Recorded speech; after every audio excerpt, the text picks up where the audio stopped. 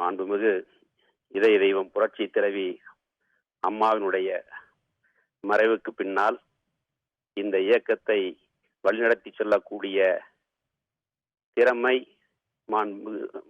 மதிப்பிற்குரிய சின்னம்மா அவர்களிடத்தில் தான் இருக்கிறது. இந்த இயக்கத்தை புரட்சி தலைவி அம்மா அவர்களுடன் இருந்து சுமார் 34 ஆண்டுகள் அவருடன் இருந்து பழக்கப்பட்டவர். இந்த இயக்கத்தை வழிநடத்தி செல்லக்கூடிய திறமை வாய்ந்த ஒருவர் மதிப்பிற்குரிய சின்னம்மா அவர்கள்தான். இதை கடைக்கோடி தொண்டர்களும் எதிர்பார்க்கிறார்கள். ஏனென்று சொன்னால் மிகப்பெரிய இயக்கம் அனைத்து இந்திய அண்ணா திராவிட முன்னேற்ற கழகம்.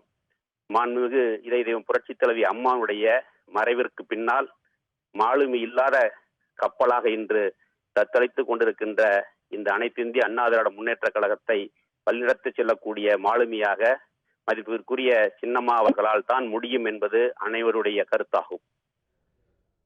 திரு விஜயபாஸ்கர், நீங்கள் அனைவரும் ஒரு கோரிக்கையை திருமதி சசிகலா அவர்களிடம் முன்வைத்திருக்கிறீர்கள். அதாவது அதிமுகவுடைய தலைமை பொறுப்பை ஏற்க வேண்டும் என்று. நீங்கள் இது பற்றி கூறிய போது அவர்கள் என்ன பதில் அளித்தார்கள் உங்களுக்கு?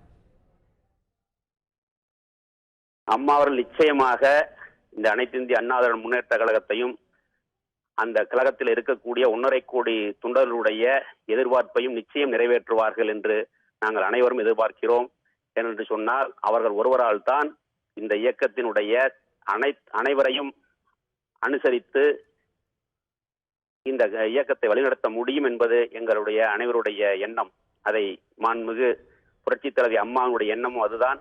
அதை மதிப்பிற்குரிய சின்னம்மா அவர்கள் நிச்சயம் நிறைவேற்றுவார்கள் என்று நாங்கள் எல்லாம் எதிர்பார்க்கிறோம்.